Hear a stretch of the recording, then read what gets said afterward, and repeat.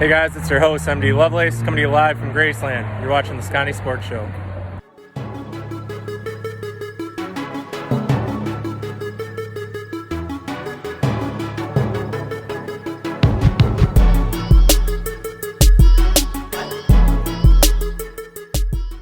Hey everybody, welcome to a brand new episode of the Sconni Sports Show. I'm your host, MD Lovelace.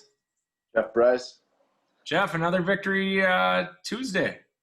Yeah, it was a little nice. I was getting a little worried in the third and fourth quarter, I guess, after that punt return. And I don't know, I was thinking, what the hell's going on here? Not again. We'll have Wayne Larrabee after the big 77-yard run by Aaron Jones, the here's your dagger. To say we haven't heard that in a long time, unfortunately, but 9-3. Obviously, this episode coming out before this next weekend's game against Detroit. But hey, it all works out. So I'll take a victory speech anytime we can get it, whether it's a week early or a week late. We'll chat it up regardless. Yeah, definitely. It was nice to see that Jones run was big time. That was nice to see. I'm not a fan of when they put Jamal Williams, and I just think he kills the drive. And I don't know, when Jones gets in there, the guy hits a hole and he bounces off of guys. I mean, Jones, he goes in there and he's just going right into the pile. Or not Jones, Williams. Well, in his defense, though, Aaron just went through it, but he just ran through everybody. There's a difference in their for sure. Yeah. Still not under contract, though. Not looking good. Every game that runs by, it's just like, oh, it was nice to have him while we did. Yeah, a little worried about that. We'll see, I guess. They always can extend a couple other guys that are free agents next year. I know that'll help free up some cap room, so maybe they'll do that. I know Devontae's another guy they're looking at extending, and that would free up some cap room for next year. So I know they're looking into that, I heard. Hopefully. So speaking of rumors, the Green Bay Packers had a source close to the team say that they were going to try and let fans in the last two games. But now officially, from the Packers' mouths themselves, they are not allowing fans other than friends and direct family and employees of the Packers into the stadium for the final two games. Yeah, it's frustrating, I'm sure. Everybody wants to get over this COVID crap. My plant right now at work is just decimated. I had to go get tested. I'm still not 100%. I'm definitely got some sinus stuff going on, but it's still going around. It sucks, and I don't know. I guess they're just taking caution about it. Hopefully, if by playoff time they can get some fans in there, it'd be nice. Yeah, I'm still working for the whole bath fitter thing, and I finally got a chance to get back into customers' homes a little bit today. Just been a weird year overall, with everybody kind of waiting till after the elections and things like that, but able to help two of our local families in Northeast Wisconsin get new tub-to-shower conversions for their family and make some things happen. So we're still working regardless. So as I've said before, if anybody needs a new tub or shower, we're the company to help you out. We're local. We've been doing this stuff for 36 years, and that's all we do. And you mentioned the show, I'll give you a hell of a deal. So there's always that. Shameless promotion are always good. It was great. We had last week on the show Tyler Lancaster, the Packers' current defensive lineman, talking about, the current state of the team going on with everything and just how weird it is for him to have to explain to the rookies of, it's kind of like when they joke about, a teenager not having prom. What's your first real experience going to be like? Well, it's going to be the same as next year's rookie class. Like, imagine how awkward that has to be with everything going on right now.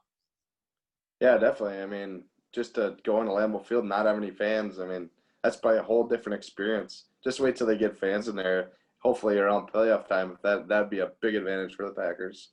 Yeah, it's going to be tough other than the weather. But then again, you're playing a cold weather team. It won't really matter. But yeah. In other news around the NFL, we got to give a shout out to our boy at the Lions, huh? Pulled it out last second against the Bears. Oh, yeah. Bevel, yeah.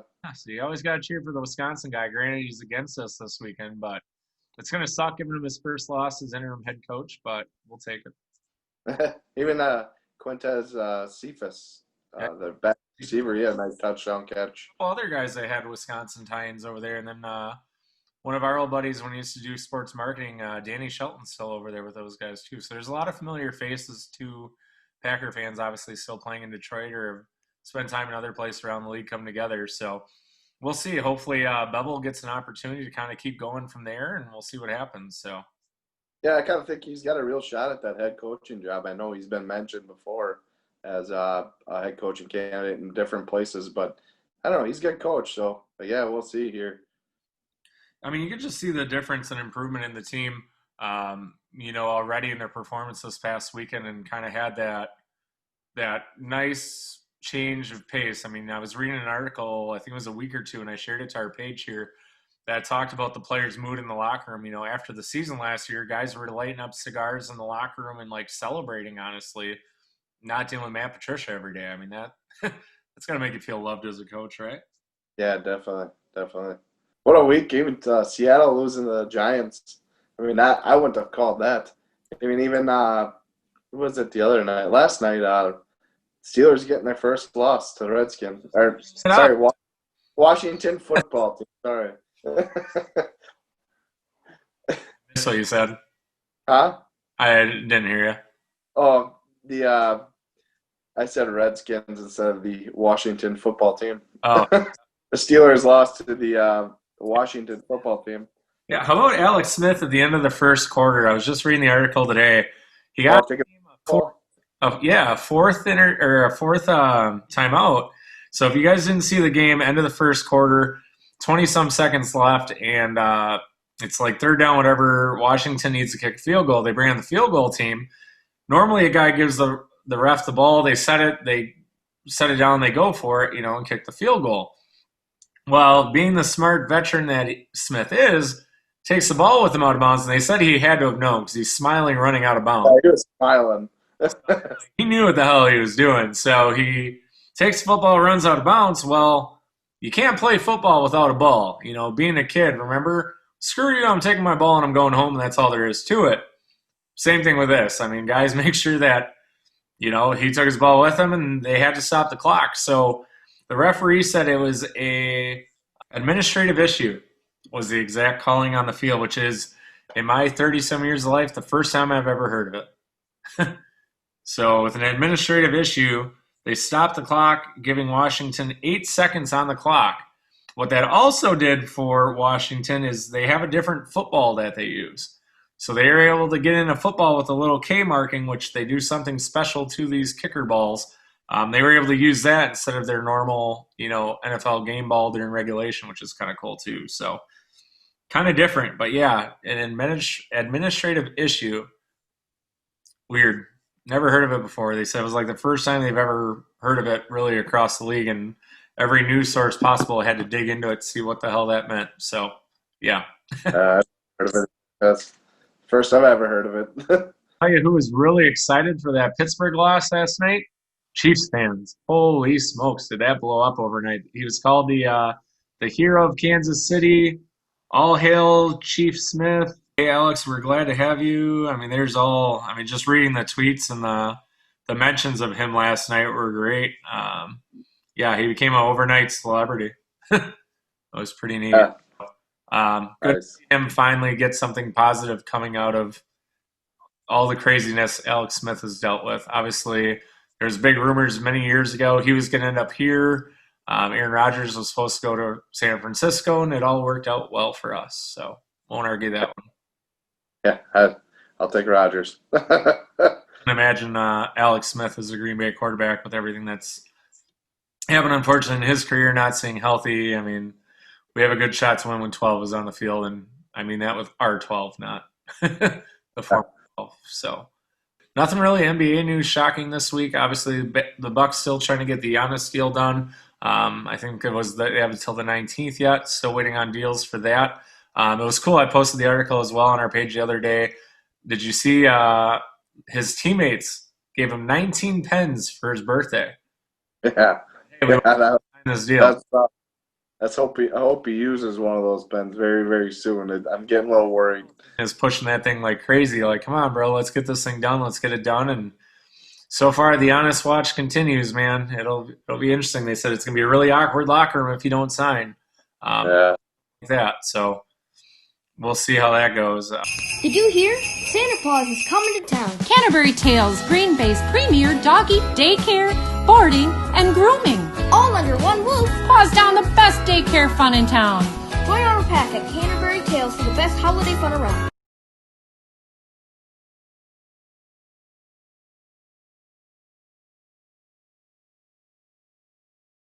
All right, everybody. So joining us tonight is our very, very special guest. He is a super guest, in fact, Jeff. He is a Super Bowl III champion with the New York Jets.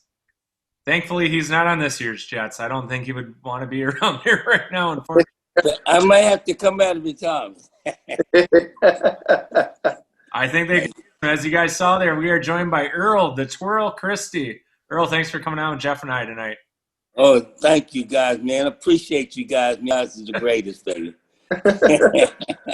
Let's hit on the tough question of the night, Earl. What the heck is going on in New York City? Holy smokes. Boy, you know, the game has not changed. It's blocking and tackling. And both ends of the football, they're not blocking and tackling. But really was really disheartening. I had the bad pleasure or good pleasure, if you want to say, of watching the game on TV the other day. And especially we had the opportunity to win this game and play that type of defense was really unbelievable because all you had to do is keep the ball carrier or a receiver in front of you, make the tackle, and the game's over. It's just that simple. And the type of defense they were in was a vulnerable defense because one of the fastest guys in the league was out at wide receiver, and he did an out and up. You got to keep the ball in front of you. If it's at the goal line, you knock it down. It's just that simple. So you heard it here, sports fans. They do teach that stuff in New York. This year's team just doesn't care. Good night. Maybe you can come coach the Packers defense here in Green Bay. I mean, they like to play that 10 yards off the ball. It's amazing. And I mean, guys, have you ever seen that? I know they play a lot of zone. Back in the day, we call them lockdown corners. We man up, and that's what it's all about. But you don't see much of that. And then even to the point of tackling, you know, great athletes and great players, but, you know, tackling and running out of bounds on kickoff or punt return. I mean, I just go crazy sometime with that. Definitely a different era, and I'd like to see the kind of football you guys played now. I'd like to see it nowadays, like your era in this day. I mean, it'd be sweet. Yeah.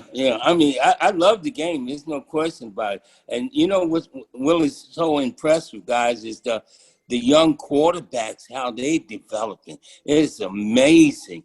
I mean, some of these great quarterbacks like Mahomes and, you know, it's just unbelievable. It's old school quarterbacks like the Brady's, you know, and everything. I'm down in Tampa too, you guys. So, you know, I like the Tampa Bay Buccaneers and stuff. But, man, I tell you, man, they got a great wide receiving core, and it seems like they can't get it done. Yeah.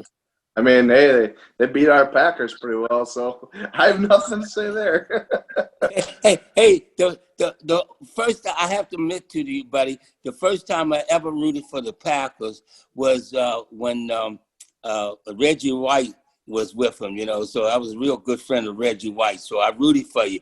But I got to tell you the real quick story. You know, back in the day, you had the American League against the National League, and we used to play double hitters. So the year that we won the Super Bowl, we were walking off the field. We just upset. Every time we would beat an NFL team, they would call it an upset. So Jerry Kramer and Fuzzy Thurston, they were walking on the field. So we were coming off, and they come on. They said, "Bring on the real game," and they were playing Cleveland in a double hitter. And that's the year we won the Super Bowl. So we had to rub it in a little bit. Yeah, bring on the real game. They won the first two. Time NFL champions. So, I mean, Jerry had that going for him. Yeah, oh, good night. What an awesome offensive line and just great coaching. I mean, come on. Oh, yeah. You're talking about Vince Lombardi, man. What a great team, too. Some great players. Yeah, Jerry's joining us next week, and I can't wait. Every time I talk to Jerry, he's very blunt and very, here's how it was. There's no. Oh, yeah. He's still the same, right? And you can't blame them because they won the first 2 Super Bowls. I mean, what a machine. What a machine, baby. Yeah, waited 20-some years getting the Hall of Fame, but boy, was it worth it. So, Oh, man, he definitely should have been in there sooner.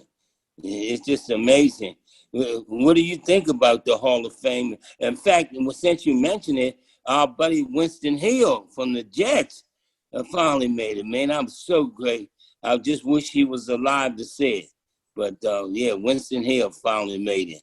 I think that's where a big push for Jerry definitely came into play was, he's getting up there in age. I mean, he can barely walk without help, and he's getting hunched over, and he's had some other stuff going on in his life. And it was good to see, Jerry get in right before, because as you know, all the Lombardi era guys are passing away. Unfortunately, this year we've lost quite a few. Just losing Paul Hornung not long ago, who, if you didn't know, Vince Lombardi said was the best player he ever coached, which is No, concerning. no, he was a great athlete. He could, coming from a quarterback to a running back, and the way he ran, a student of the game, and no question about it.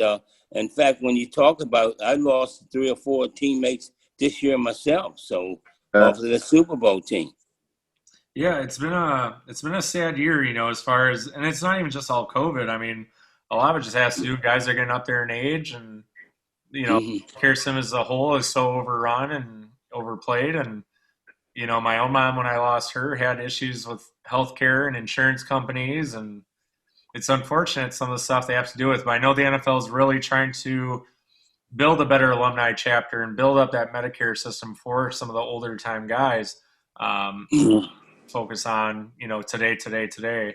Concussions are big now, but boy, oh boy, hell, half the thing wear helmets. And if you did, you never even had a chin strap. So again, you were tough football.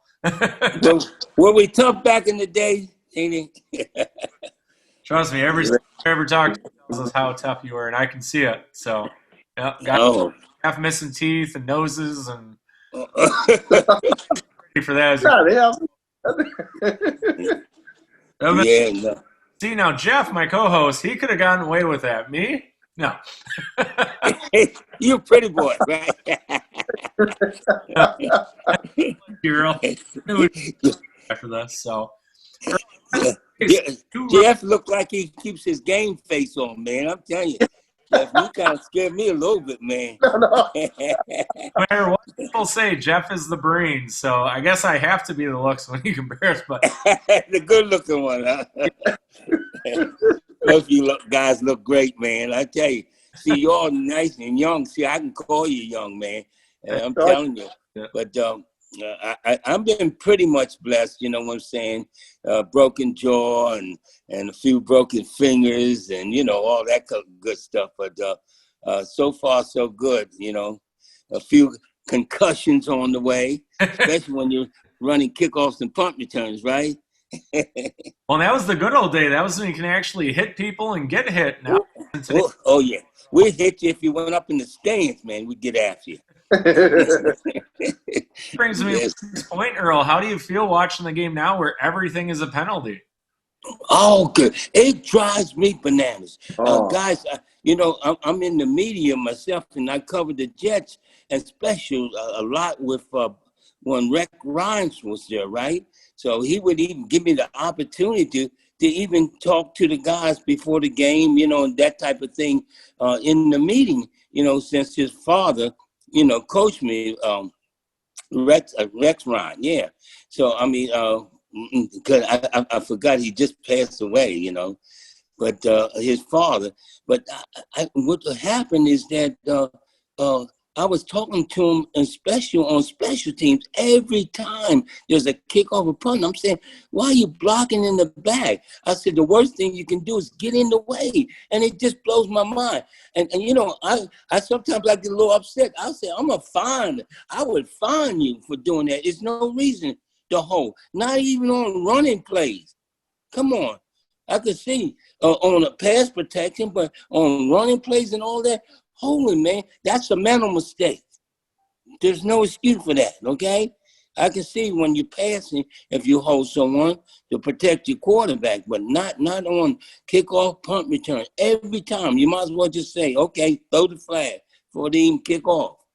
That reminds me that I was watching a replay of the Ohio State-Michigan game last weekend, and Fields, the quarterback for Ohio State, the running back got the ball and he was gone, and there was a corner running after him, and he came at him, and he blocked.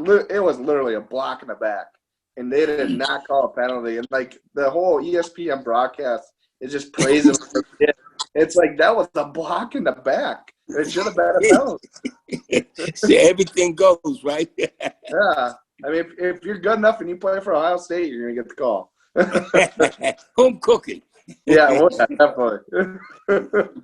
So Earl, when you came you went to a pretty small school, but you were Mr., as I like to read your Wikipedia page, you were all at your small school. How did you end up with the opportunity to get to the Jets at that point? Well, guess what? You didn't know this, but I never played a down of football, organized football, until I went to college. Okay. Wow. And at Maryland Eastern Shore, Maryland State, and then come out as a free agent because they came down, Walt Michaels came down to see Emerson Boozer, and end up that day I happened to be running punt returns and catching touchdowns and all that stuff. So I got the opportunity to come to the Jets, and I probably, if you don't, in Super Bowl III, there were more persons from my little small college of maybe 800 students, and that's counting young ladies and young gentlemen, and 5 of us was in the Super Bowl. 2 on the Colts and 3 on the Jets. On the Colts, it was James Duncan, defensive back, and on the Colts, it was Charlie Stoops. And on the New York Jets, it was Emerson Boozer, Johnny Sample, and myself. Yep. Now, who were the DB for the Colts that you mentioned? James Duncan. Yep. He was on the Colts. And Charlie Stoops, yeah, they were on the Colts. Who was the DB, though, when you line up? You or Charlie? Or James, I mean. Excuse me? Who was a better defensive back? You or the Duncan guy from the Colts? Oh, man, come on. I'm a hand down, man. Weave Eubanks said I was a great athlete. I'm telling you. But he was a great athlete, both of Charlie Stoops and them. But I was faster than them, okay? And we could, all of us lock down corners, but the coach played a lot of zone. And Joe Namath would go up to the line on offense because, I was listed as a running back, so I was in some of the offensive meetings. So when Joe go in the huddle in Super Bowl III, and the coach had an awesome defense, as you know, history shows it, and they were blitz a lot. And Joe would get in the huddle and says, check with me. And he'd get in there, and he would be looking over the defense, and then he'll call first play. And they thought he was checking off, okay? He'd be saying certain things. Then he would check off, and they would be in the wrong defense. And that game, George Sal caught about 8 receptions. And Don Maynard had a pull muscle. He wasn't even healthy, but he was a decoy. And we were thankful for that. But if he would have been healthy, I'm telling you, you would have seen a bigger score. Sure. So what was your biggest memory that you take away from the game, both on the field and off the field during your playing days? Okay. Thought you never asked. the biggest game, you wouldn't believe it, playing against those tough Oakland Raiders, okay? And we were playing in Shea Stadium. And it was freezing rain, the worst condition, worse than playing in snow or whatever. And it was backwards and forward, and we had the lateral and all of that. And man, to win that championship, American League Championship, we were like grown men crying and hugging each other. We were so ecstatic. Unbelievable, because man, they had a great football team, and we battled backwards and forward. And then the great thing off the field, it was amazing. When we were at the Super Bowl, and George Sauer, the great wide receiver that we had, he said, Earl, when we win the Super Bowl, see, we were confident, and I'll tell you a little bit about that story. We were confident. Joe, of course, guaranteed the victory, but guess what? But my grandmother said it on Monday. Joe said it on Thursday. She didn't say I guarantee it, but she was a praying lady, and she said we're gonna win. And they hardly knew. Only thing they knew was my number. They ain't know nothing about football, but they know my number. But George Sal and ourselves, George said, Earl, when we win, we're gonna take our shoes off and we're going to jump in the pool with all our clothes. And then the night of the Super Bowl, they were rerunning it, and we were out there having dinner and stuff. And he said, do you think you'll make the tackle? Or do you think you can catch the football? It was amazing. That was such a joyful time, knowing the outcome of the game because we already won and watching it right there in Miami. Nice. That's cool. I mean, it's great to hear these stories. I mean, we've had a couple guys from back in the day players, and it's awesome just to hear these stories. Oh, good man. You know I got some stories about Joe Namath. I can't just tell them on story. Well, And he's got some stuff over me, too. What is your best Joe Namath story? We were wondering that off air. We were talking about it. What's your best Broadway Joe story? Okay. I knew you were going to ask it. Well, So I got in the NFL, believe it or not, grown men, we have curfew, right, when we're in training camp. And so the defensive coordinator would go check on his players and all the, the coordinators. We didn't have that many like the old new school, okay? They got a coach for a coach, okay? So Weeb Eubank, being our Hall of Fame great coach, and he's looking over the offense, okay? And so he said in my mind, he said, boy, I got a feeling Joe Namath's going to want to go out. So Joe came to me. He said, Earl, we became good friends. He said, Earl, come on, man. I want to take you to a spot tonight downtown in great little Peekskill, New York, where they had about 500 people counting chickens, dogs, and cows. So we went down to the place. I said, no, Joe, I can't go down. Come on, Earl, you with me? I said, listen, I'm trying to make this team. He said, come on, don't you worry. So he went down. I didn't go. So we came by, and Joe put some pillows underneath his good old blankets and downtown. So Weave said to himself, man, I think Joe's going to go out tonight. So we waiting in the hallway. Joe come bopping in, smiling. He said, Joe, that's going to cost you $1,000. I'm going to fine you because, see, that's where they get you. They're going to fine you, right? But we, 1,000. So anyhow, the next day, Joe said, Earl, come on, man, you got to come in. I had a ball. I said, Joe, you going again after we've been fine? Yeah, man, come on, you can go with me. I said, no way, So we caught him coming in, and all of a sudden, we've said, okay, it's going to cost you $5,000. I don't want to hear nothing, Joe.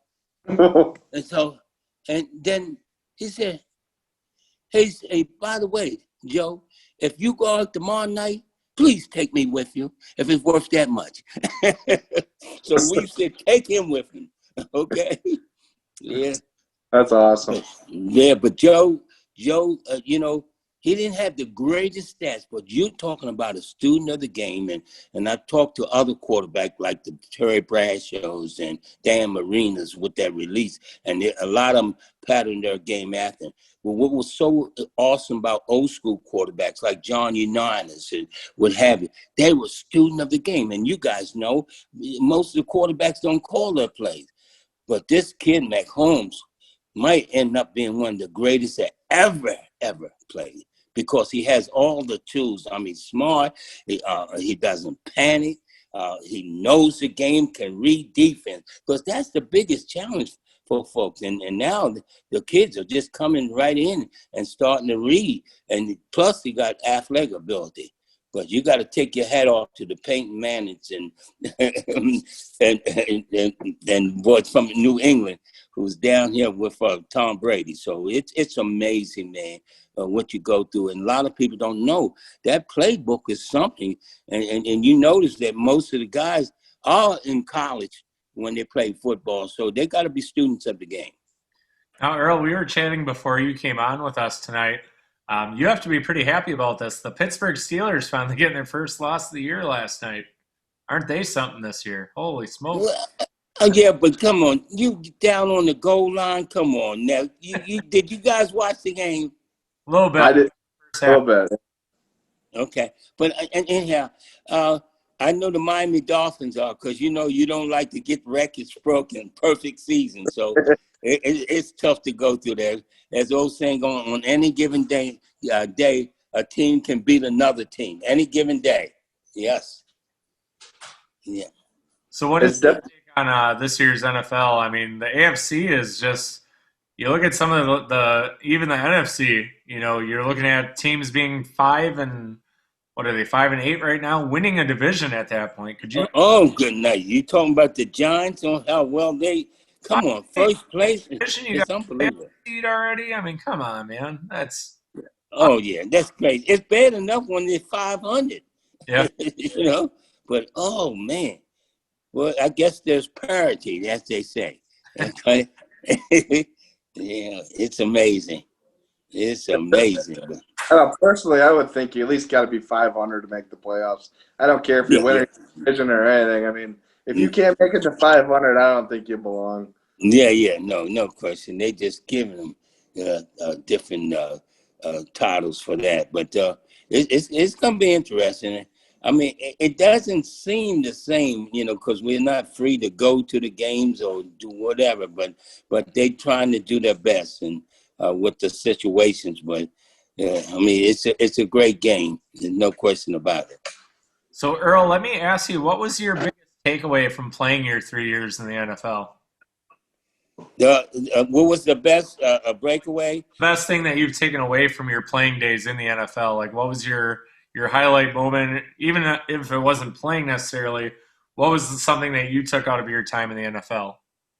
First of all, one of the big things that came to me was the student of the game, the study of the game, what really team work meant to me, and what was so amazing.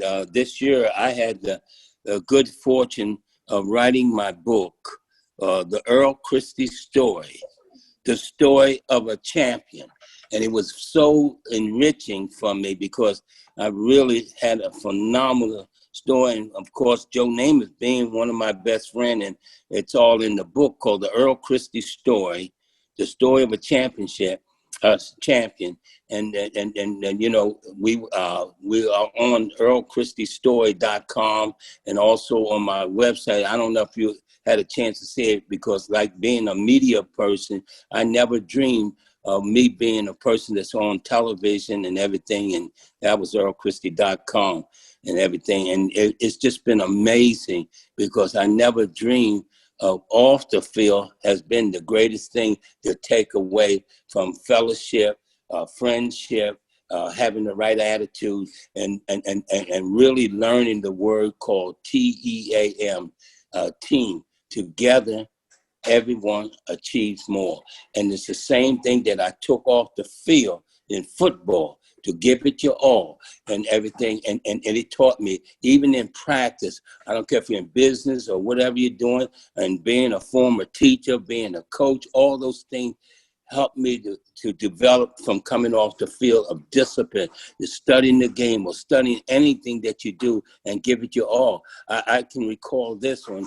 We were in practice every time, and we just talked to Weeb Eubank, and when I was catching the kickoff return, I would catch the ball and take it to the length of the field, because every time I wanted to touch the football, I wanted to score. That was the attitude that would work. And coaches used to say, well, hey, you win the game by on the field in practice. I'm saying this ain't the real game, but it is true, because practice against my own teammates were the toughest games that we played in, even though we don't hit all the time. But that was the toughest thing that we had to do.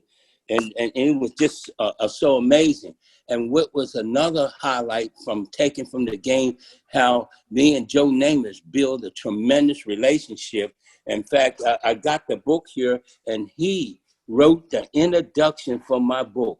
And that was a big thing for me, called The Earl Christy Story, the story of a Super Bowl champ. I mean, he touched my heart. In fact, as you would see in the book, and it tells you, he said, Earl, I didn't even know that about you, what I had to endure to go to play football. See, I was denied in high school to have the opportunity to play football. And therefore, I got a chance at my roommate said it in college.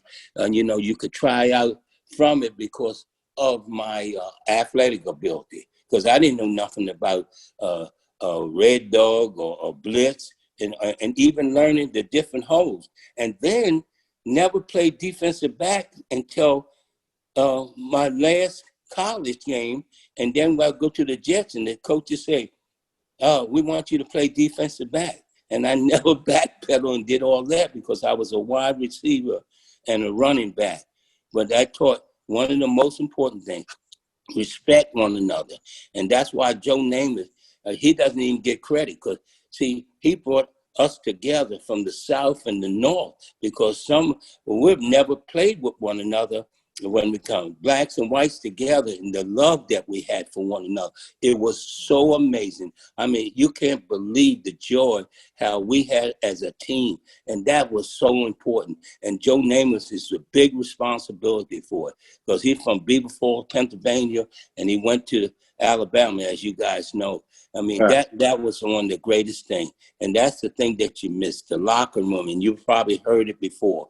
I'm telling you, these guys, we love one another. Our families got together. And can I just share this story about me and Joe Namath? Yeah. Okay, we were going. I was invited. He was invited over to the house, and he and Hudson and a few other, Paul Crane and what have you. So a group of the guys were invited over to my house. I brought a home in Huntington, Long Island, and so we invited him to dinner. So all of a sudden, I didn't know him when I left, to go get him and brought him back to the house, and they followed me back. And so we come back. Here's the kids outside with signs up saying, guess who's coming to Earl Christy's house? Joe Namath. And Joe looked, Earl, what is this? But knowing the way that Joe is, he signed autographs. We had an autograph session once we got out of the house and the kids, man. It was so funny. It was a shocker to me. Joe, look. But being a gracious person, I tell you, people have no idea. We did the Joe Namath football camp for 46 years. This man didn't miss a day. And it wasn't just teaching football. It was teaching character education. And our big theory was to love one another, respect each other, character, having fellowship. I mean, that was just amazing. I mean, I could just go on and the type of person that he is. And what he's and his family and his children, it's just amazing what he gives back to the March of Dimes. And I'm telling you, he's a greater football player, a greater person than he is a football player, and he was pretty good. Well, That's cool. The the March of Dimes. I was actually a board member for a few years here in Wisconsin, so it's a pretty small world that we have. Isn't that something?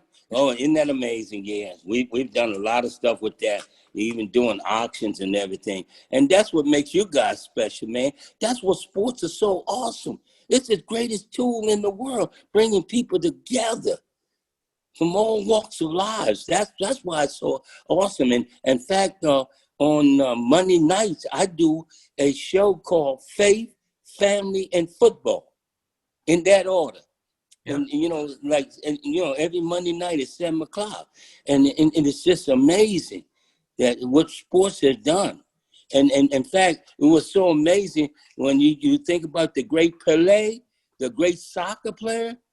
They were having a war over in Africa, and when he was playing and they listened to the radio, the war stopped. That's how awesome it is.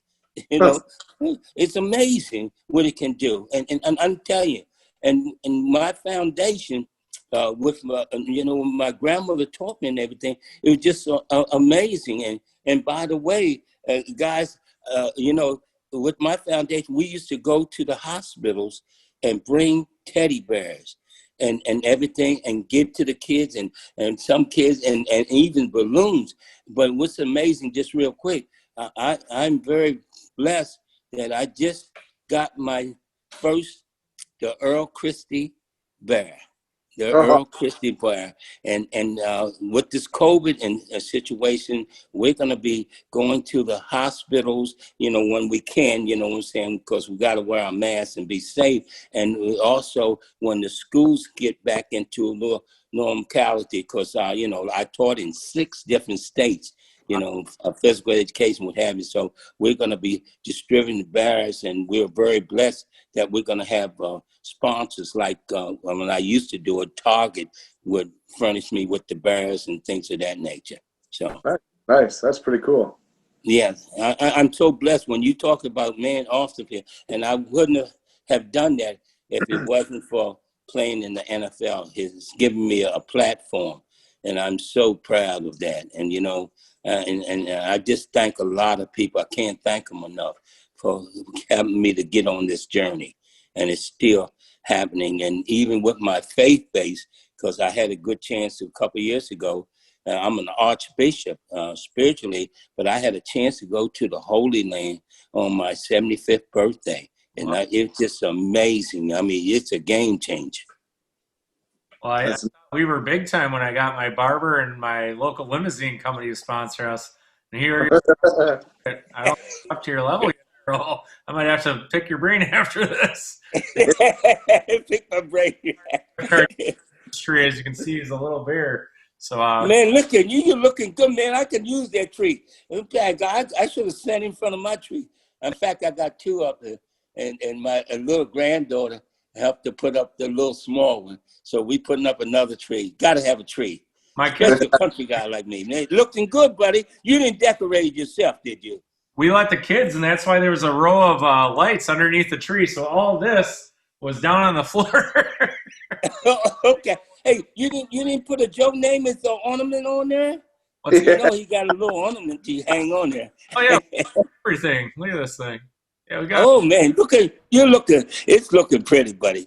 Yeah, it's there. Star kind of hanging on the top, so we're trying. Hey, no, you doing it, buddy. You doing it. There's no question about it, man.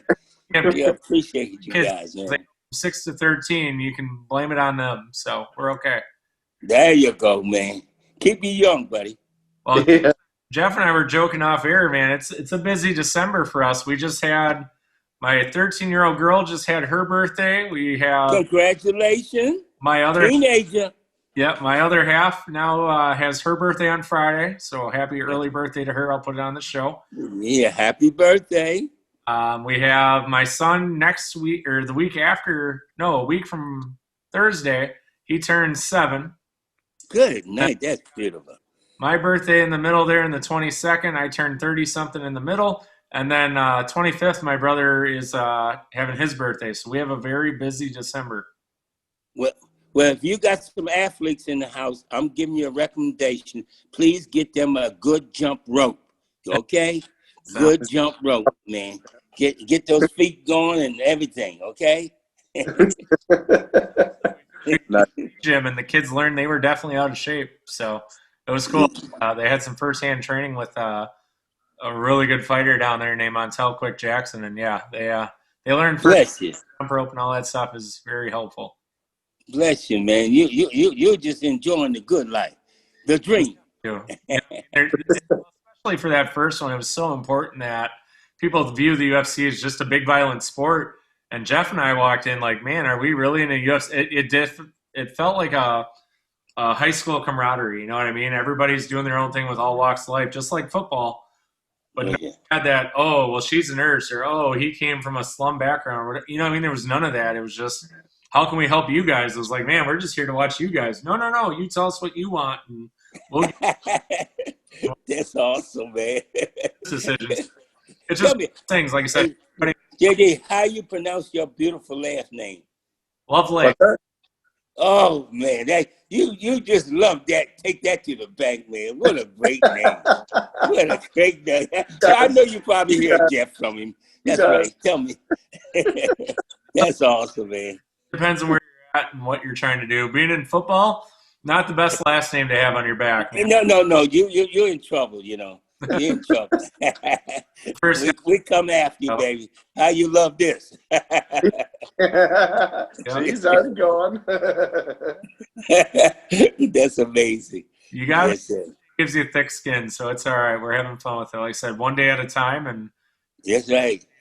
positivity, get rid of the negativity. So Yeah, I got a good excuse. If I forget something, I took too many hits, but I gave out a few too. Right. Yes, sir. So Earl, any Man. holiday plans coming up for you? How's what? Any big family kind of get-togethers for the holidays? How are you guys celebrating? Well, we were blessed that I have to give you a drum roll. I'm a newlywed. Can you believe it? It'll be 6 months at the end of this month. But I went over to one of my stepchild house for Thanksgiving, and she's a registered nurse and all that. And so we wear our masks and be safe. You know what I'm saying? We don't want to do no traveling and everything. And we have done a couple of books on it, but we're going over to Christmas and everything, and we're making sure really extra wearing masks, you know, sanitizing and social distance. So it's important. So we don't want to take any chances, no question about it.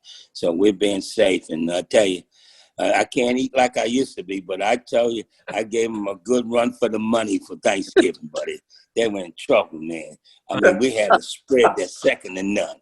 I can't wait till Christmas. So what's on the menu for Christmas then? Huh? What's on the Excuse menu for Christmas? Good gracious. I can't remember all, okay? See, it's a took me. We have to have candy yams, mac and cheese, cabbage, collard greens, corn, good night, of course, dressing or stuffing. And we had beef, okay? We had beef, not ham this time. Okay, that's on the menu. Potato salad, even mashed potatoes and gravy. Gotta have that gravy. Oh yeah. And cornbread. Okay. I might have forgot a couple, but you know, we gotta have our dessert and everything. So, you know. What's the drink of choice then? Yeah, that's it. Oh, my drink of choice is definitely lemonade and iced tea. And I might break my habit and drink a little soda. So I'm a iced tea man now, and lemonade. That's my favorite. I tell you. Yep. Nice. Oops, sorry. Our current episode just dropped tonight. Now it's trying to interfere with our interview. Sorry about that. We'll blame Lane later. Good one, Mark. You're just trying to double team you, huh? But yeah, I mean, I'll probably be here all night, man, waiting for your menu, man. Come on now. Gotta have the we call the big gospel bird the turkey. Yeah, forgot that. How do you prepare your? Do you do traditional in the oven, or do you guys get into like we do the deep frying? Oh, you show off. Let me tell you, you can tell these modern folks. I mean, yeah, I've had that's the best taken turkey. There's no question. But we went to old traditional where they cook and everything. I can do a little chefing myself, but I love for other people to cook. See, you still chefing, right? Now, but yeah, we did the old school. But baste that baby with that butter and go for it, man. Butter's the key, man. Butter is the key. I'm locking the door, baby. Double lock. Yeah. What was your game day tradition like for you? Did you have a certain routine that you like to follow, or were you just kind of taking one? Man, you got some good question, buddy. I'm telling you, you've been around, man. You know, no, great question. Yes, especially when we're on the road, because most of the times we're together, okay, and we have a basic routine. But before I get to my Sunday routine, I just got to share this with you.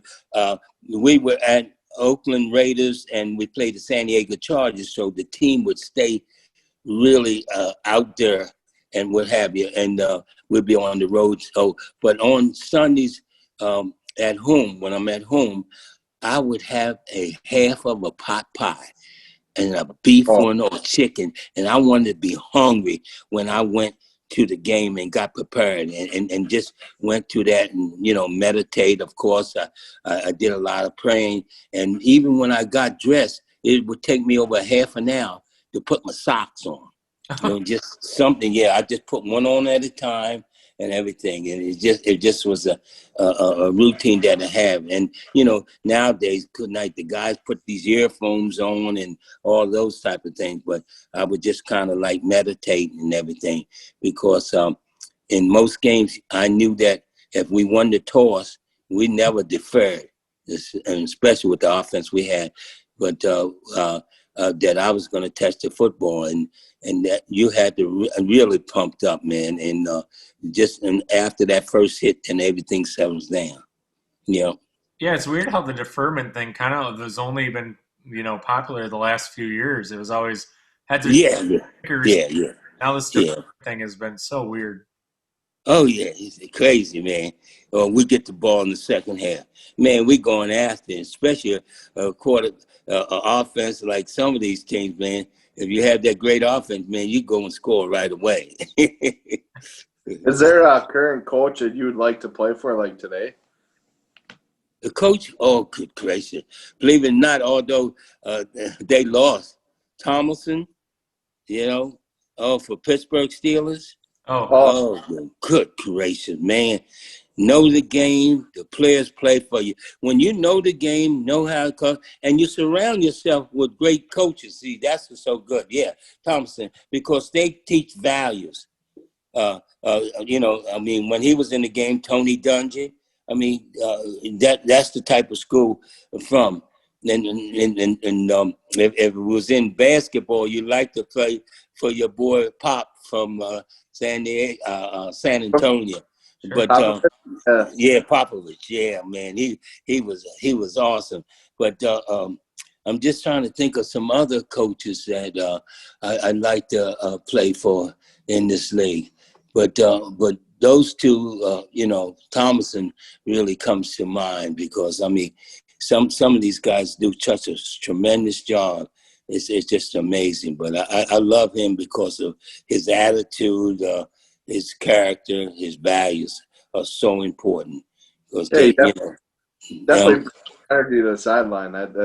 It's cool to see. Oh, no doubt about it. No doubt about it. I tell you, it's just amazing with some of those guys that know the game and study the game, man. With all this technology, they do a lot. Now, back in the day, coach I loved play for with Dick Vermeer. Good gracious. My buddy Billy Joe, my roommate with the Jets, he coached with him for about a year or two.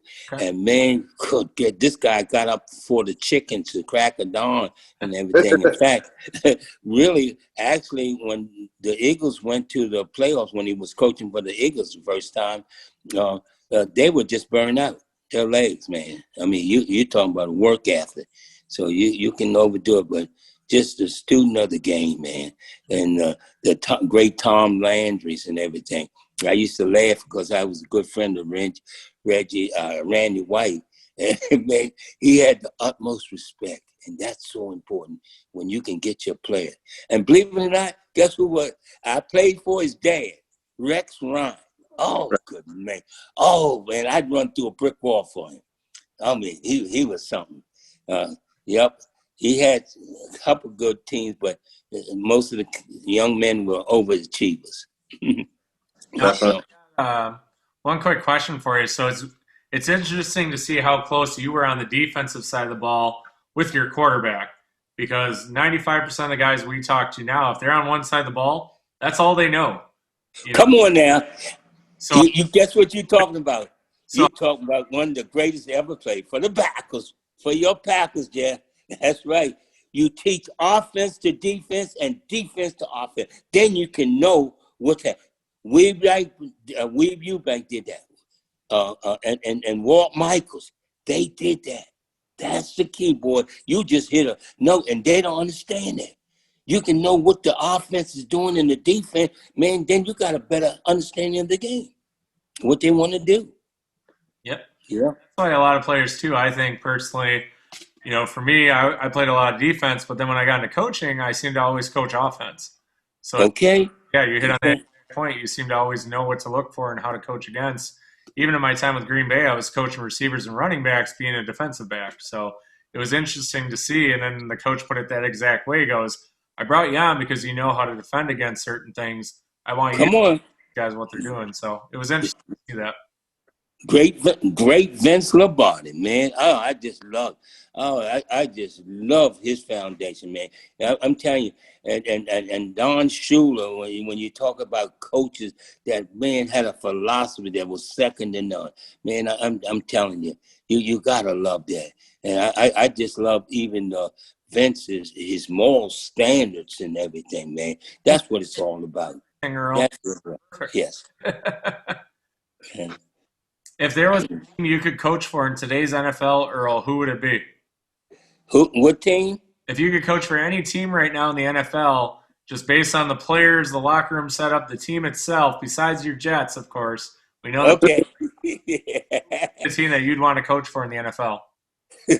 Oh, I'll be cheating because Kansas City Chiefs. Oh, man, I love their organization and really the Pittsburgh Steelers. I'm telling you, they've been doing it a long time. There's no question about it, man. I just love their family history and tradition. Yeah, I'm telling you. And do I need to pick one in the NFC? I would love to coach for the 49ers. I love their family and, their tradition. Teams like that, man, that got great history and stories behind it. Even the Bears, Chicago Bears, yeah. See, guys, I cheat a little bit. I lived in 6 different states and I taught school in 6 different states, but I adopted a team. And people get on me and they say, well, I love the Eagles. I love the Chicago Bears. Okay. I love the Tampa Bay Bucks. Of course, the Jets is a given. I got so many teams that I lived in places that I adopt. So I kind of win most of the time when I do my picks. I can edit this later, but you're on the Wisconsin Sconni sports show, right? They're not. Excuse me. Okay, you got to forgive me, but I did root for the Green Bay Packers when Reggie White was there. Okay, so you got to give me one up. Okay. Good, you're good. Yeah. Y'all just won so much, man. Come on, Vince didn't know how to lose, man. You know how we start hating on winners. Yeah, the pack is back, right? Yeah. Next time we get you on, we'll have to bring you and Joe on at the same time. We'll have to see if we can work that out for you. Oh man, well you better get the X-ray. No, we'll be just fine, buddy. Yeah, no, that would be great, man. And thank you guys, man. I appreciate you and everything, man. I tell you, y'all located in where y'all located? Where your studio? Wisconsin, right outside of Green Bay. Oh, good night. Man, I'm in Florida. I don't want no parts of that weather, buddy. You better believe it. It's not too terrible right now. I mean, we're in the 40s. You probably 40s, and you think it is real hot there now, in the 40s. Last snow advisory, so I'll take it. We haven't had a downpour yet. Knock on wood. Yeah, no snow yet, which is nice. Oh yeah, man. I tell you, but you think about those Packer games. You think about what's that game with the Dallas Cowboys and Bart Starr. Look at you getting chills. You weren't there. I mean, you look at the film, okay? Enough, yeah. So Earl, your predictions. Last thing we're gonna do with you here. Who's your Super Bowl predictions for AFC and NFC, and then who wins it all this year? I thought you'd never ask. Okay, let me go to the American League. You got to go with the Kansas City Chiefs. I love their quarterback. I was hoping, and of course I'm from Maryland, the Ravens, but I'm gonna have to. I don't know. The Steelers not looking good after that last game, even the game they won before. I agree. But since they got a decent lead, because nobody else wants to win. you know. So I would, like I said, I would have picked the Ravens. So I'm gonna go Kansas City. Oh gosh, Buffalo up and down. Miami's showing some improvement. I got to go with Pittsburgh and Kansas City to be right. New England's not back in the mix yet, okay?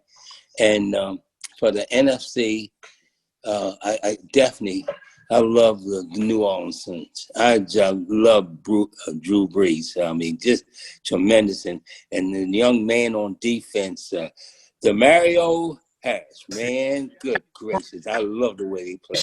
All about him. Yeah. Huh? He's a former Giant. You should know all about him. Do I know about him, man? He's a big time believer. I love him, man. Great family man. He was actually when my mom was sick, would actually check in on me all the time, and we had never met in person. So it was just cool how he followed our story, and he would reach out and share some blessings and stuff. So I thought that was really unique, and I've always been a fan ever since that first message from him. And Merriman was another big guy, big time NFL linebacker that would check in all the time. So it's cool to have, like you said, that sports relationship, even never meeting these guys, but they would check in on me and make sure I was okay. And here I am, one of their biggest fans. So I was that's awesome, buddy. That's awesome. Now I gotta help y'all. Got to help me out with the NFC. I was going with Brady and them, but man, they just took a backspin, especially with that offense, all those receivers. So in that division too. So good gracious, help me out with some other team division. All of them not looking so good. Packers. Oh, forgive me. See, I knew you saved me, Jeff. No doubt. I love your quarterback. It's no question. He's one of the best that ever played. Ain't no doubt. Okay. I even pick him over the great Bart Starr. Okay. And you had another gun. What's the gunslinger? Yeah, Brett Favre. But he's right up there. Green Bay Packers. Excuse me. I apologize. Of all time. See, it wasn't too late. See, I'm not too proud to apologize. Yeah, Green Bay Packers. No question about it. Because you got Aaron Rodgers. Anytime you have him, well, you got a chance to win. He's got players too, man. Man, he's so cool, man. He's so cool, man. He can do it with his legs and everything. Yes, sir. Yep. But all the great ones, if you don't block, you just be mediocre. You just be average. But man, yeah, okay. Green Bay, so okay. And now Seattle wants to do a little something too, but I'm going with those two. Okay. Yeah, I get it. So yes, sir. Chiefs and Packers in the Super Bowl. You thinking the Chiefs win it all this year? You better believe it. They're gonna have to go back twice, so because it's so nice. Nice.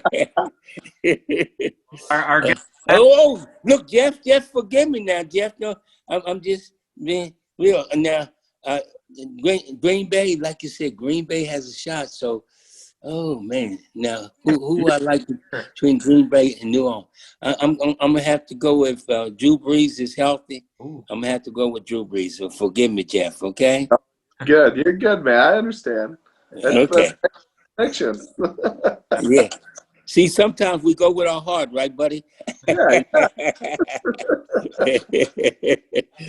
Well, so you know, our episode that we aired previous to you is airing right now as we're doing this one. He predicted a Packers Super Bowl. Just saying. Okay. That's not far fetched, man. Ain't no doubt. Yeah, and go ahead. They won it in 2011. Like I had this feeling, like the beginning of the year, and I was telling our previous guest Tyler Lancaster, I was telling him, hey, I'm kind of getting that feeling again this year, like about this team, and it just hasn't changed with me. I feel like they got it. I don't know why. No, but I mean that's a good feeling. That instinct, you can't go against it. No, you're in the mix, and no doubt about it. And see, what's so good I love about Aaron is that he loves the crowd and everything, but he takes care of business. He's in a different zone. He's in a different zone, and if your defense hold up, hello, that's what you want. it's over because he can make it happen. And if it's close, I got my money on Aaron, and I don't bet. Definitely, definitely. There's been a lot of talk about that this year. That was attributed to a lot of the Packers' success this year is because Aaron is playing in predominantly loud stadiums now, but without fans, he's able to overcome that. So it's interesting. Oh, big time. You see, you on it, guys, man. You guys are on it. It's no doubt about it, man. Yeah, you feel the game, and that instinct is something. Yeah, so it's not far fetched. Mm-hmm. New Orleans Packer game earlier this year, I think, is a whole different ball game had the crowd been in it. I mean, that's a whole. No, good night. Well, yeah, it takes you to another level, man. You can't get fired up on 60 or 80,000, whatever, in the stadium. Something's wrong, man. You're in breeding. Yep, 13 people in a camera guy is not the way to do it. That's for sure. No doubt, no doubt. Yeah, man. Well, we look forward to having you on soon. Hopefully, like I said, you can get Joe on here with you, and we'll really have some fun. Man. I tell you, man, we might go all night. I'm open. I'll take the day off for that one. Hey, come on, man. Yeah, man. Yeah, that's awesome, man, guys, man. I appreciate you guys. I want to wish you a Merry Christmas and a Happy New Year. Same to you. You, sir. Same to you. Yes, sir, man. You and your wonderful family, guys. Stay healthy. Now, I want you to get your Christmas present, man. You got to go on earlchristystory.com. Check me out now. All right. Okay? We can definitely check me out. Yeah. And guess what? If people are so kind to me, it helps my charity and what have you, and I'll give them free autograph of the book. Okay? Perfect. I appreciate it. Okay? That's gonna be my. This is the book. Thank you, guys. Appreciate it. Yeah, thank you. Appreciate it. Okay? Have a blessed one, you guys. You too. See you the next time. Take care. Thank you. Go Packers. Thank you. Go Jets. Thank you. See you soon. Okay. Bye-bye.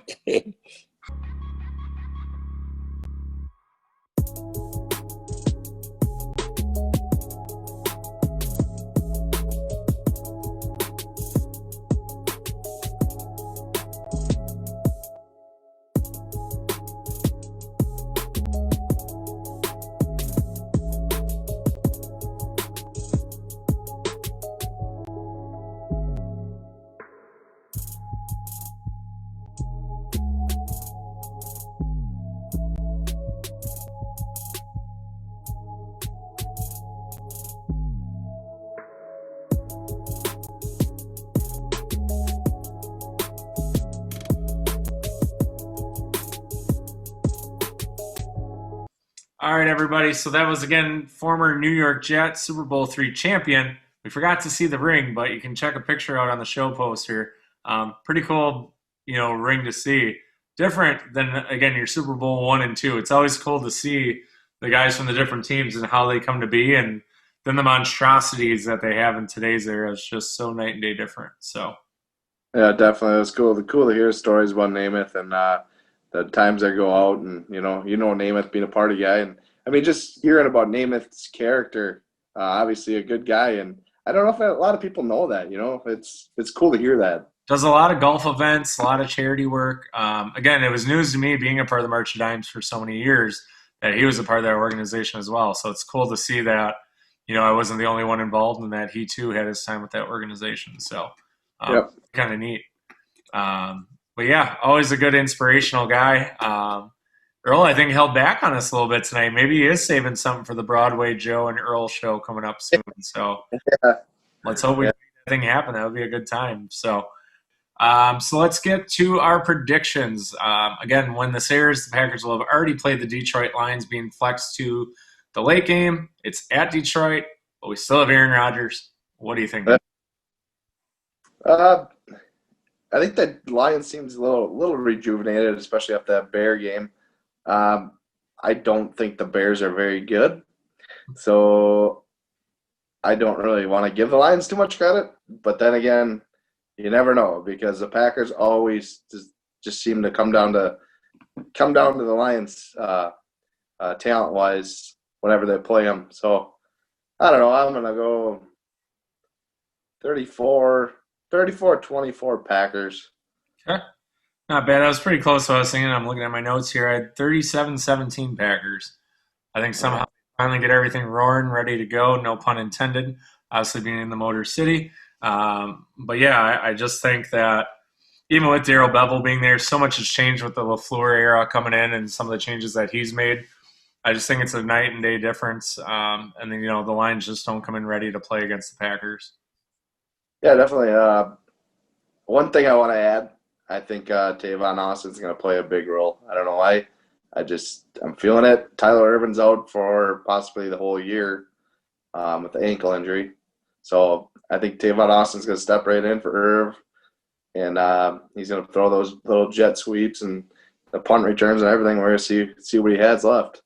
Let's hope so. Yeah, like I said, we had Lancaster on last week. He had really good things to say about him, and let's hope that all remains true. And then let's go to the next week's game, which will be airing as well. We were hoping to see our pal Tyler Mars in this game. When he signed with Carolina, unfortunately didn't work out. But that was definitely a date we circled on the calendar. We were ready to go and ready to give him some crap and go watch him play. Of course, COVID and life in general didn't really pan out for that. But Carolina Panthers coming to Green Bay. No Cam Newton anymore. You got CMC coming back a little bit. What are your thoughts on the Panthers score and game predictions overall? Yeah, I don't know. Panthers have played decent. Coming back with Christian McCaffrey, that scares me a little bit. He's probably gonna be ready and raring to go. And yeah, I mean he's not like running back, and to be honest, other than Dalvin Cook out of Minnesota, it's the best running back Green Bay will see all season. And if unnamer guys are coming in here roaring over the Green Bay defense, it's a little scary, and I think my score is going to be a little tighter with that one. I'm going to go 20-10 Green Bay. I think it's going to be a little – well, actually, I'm going to go 2014. I lied. I'm going to go 2014 now I think about it. Christian McCaffrey with 2 huge runs. Passing game doesn't really get off the ground. I'm going to call bad weather on this one. But Green Bay, unfortunately, unable to wrap up, make plays, and, Carolina keeps it tight. Yeah, I'll go 27-13 Pack. I don't know. I think McCaffrey's gonna get his touches. I think he's gonna get 2 touchdowns, but the extra point's gonna get missed. Okay. McCaffrey's gonna have both of them. And I think Robbie Anderson's gonna have a good game for the Panthers too. And he's just not gonna get the touchdowns. Big yardage, but I don't know. We'll see. Yeah, we were talking to people too about a couple, speaking of missed extra points, Mason Crosby this year with a couple, a little out of his norm. But at the end of the day, too, as long as it doesn't cost us the game, hey, man, you miss 1 or 2, it's okay. But you cost us this game and do it enough, we might have a different conversation. But Mason Crosby's still one of the most, dependable kickers here in NFL history. Yeah, definitely. I don't think I'd rather have anybody else in the NFL back there. I mean, that guy – can you name 5 kickers in the NFL right now? Yeah, I could. No, I can't. It's okay. I love the guy in Baltimore, Justin Tucker. That guy's just clutch every year. But Crosby's right up there, and I can't believe the guy's never made a Pro Bowl. Yeah, there's a couple of these where you look at some guys and you just wonder why they're not getting it. But speaking of Pro Bowl opportunities, man, does Green Bay have some guys up there this year that can definitely make it. You got your Devontae, you got your Aaron, you got other Aarons. Who? Tanyan. Oh, yeah. 8 touchdowns already. They're like, you don't realize it. That's crazy. Yeah. I can see that. A Graham guy that we had that fell apart here in Green Bay for a one and done. Better than the guy we tried here. So I don't know. Did he play last game? I don't know. Guy didn't have anything going for him at all. I don't think he had a catch. No, Mercedes Lewis has already outperformed him, in 2 games alone. It's crazy. And we use him sparingly, and he's mostly a blocker, and he did better than Jimmy Graham here. So take it, man. Our tight ends have been pretty solid all the way throughout the season, which is good. Green Bay's missed that. You were talking with Tyler and I the other day. And you had mentioned, it's good to see that vibe kind of back and feeling more confident about the team.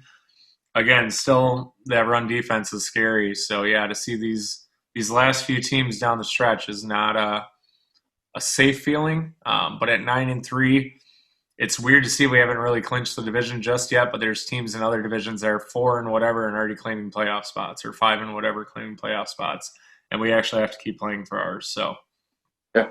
Interesting. So coming up next week, the big one, Jeff, our year-end show. Can you believe it? Yeah, it's gonna be nice to talk to Jerry. I'm excited about it. I'm just glad to get rid of 2020, man. We can finally just focus on 2021. We're taking the 29th off, just so everybody knows, and we'll be back that following week, playoff time, which is always good. And, yeah, we're going to enjoy that last week for the holidays and take a little refresher and start 2021 off. Haven't nailed down any guests really yet because we're kind of waiting to see how the playoff thing shakes out, and hopefully we can have some fun along the way, maybe get another current guy if we can. Otherwise, yeah, we'll try to bring on some other Packers of the past and start it over from 2021 from scratch. But, yeah, like you said, excited to bring in you can't end the show any better. A 5-time NFL champ, 2-time Super Bowl champ, almost a Mr. Green Bay, so to speak. And then, again, 20-year hiatus from getting in the NFL Hall of Fame. You got to love him. I mean, Jerry just has a great story, and his personality is so blue-collar. Here's how it is. That's it. There's no gray area, no fuzz, no bush. Right to the point. Yeah, definitely.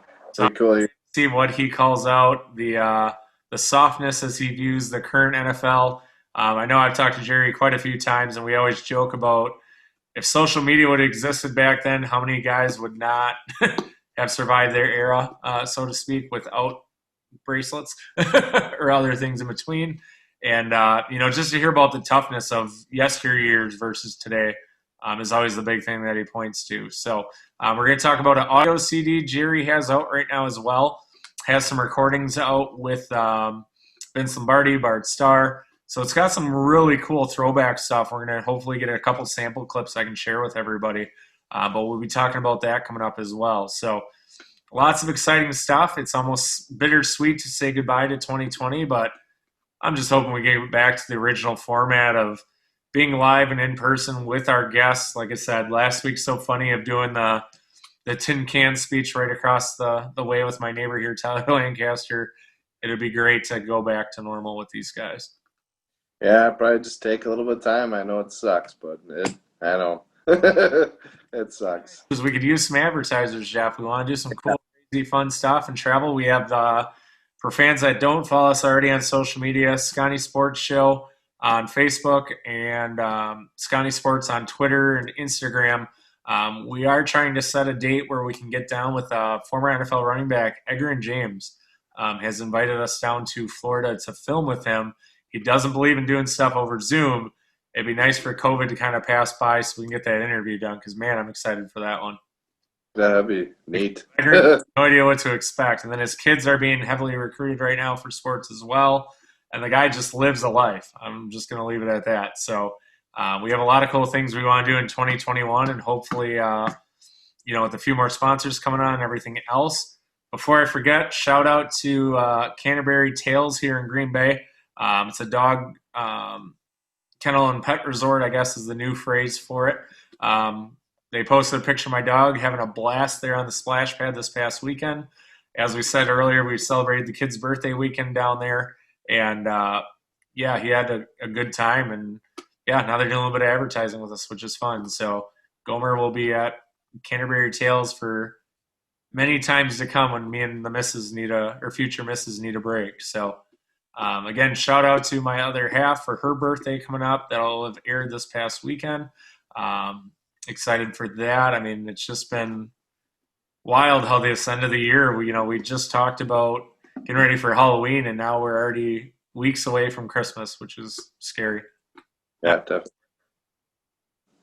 I will probably be the guy that's trying to Amazon ship everything 2 days before Christmas like an idiot. So we'll see how that goes. Yeah. So, Jeff, any big holiday plans for you guys coming up? We're getting close. Not really, I guess. It's the important question. No, just kind of going to the father-in-laws, going to my parents, and Nice. hanging here. Yeah, Nice. Get your shopping done, or are you still working on it? still working on it. In here. Kids are done, but the other people aren't. Yeah. Well, if people have some good gift ideas, or if you happen to own a business and want to get a shout out, let Jeff and I know. We're always willing to sample some stuff and rep some gear and whatever else in between. We are cheap. Free publicity is good. So we're always going to work out a barter system with our current advertisers for sure.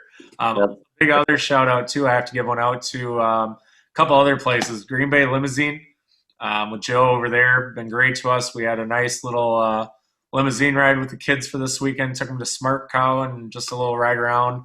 It got dark enough just in time we left for the Dells, where we got to see some Christmas lights. And then, of course, Edge of Dells, Ken and those guys down there have always taken care of us since our show first came up with the idea. Ken and his crew down there have been amazing. And then Rich and his crew down at Delton Granders are always amazing as well. So thank you to those guys for making the kids' birthday weekend an awesome success for us. We had a blast. Yeah, nice, that's cool. Sorry, well, we got to get those names in there. I get in trouble. So, but no, we're definitely glad to have them on our side, and great groups to work for. I know right now with Canterbury Tales, if you mention the Sconni Sports Show, you get 10% off any of their services. So, and then with any of our advertisers, mention our name, and we'll make sure that they treat you well, just like you would with ours as well.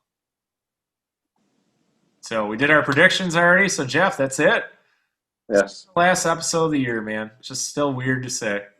Oh yeah, definitely.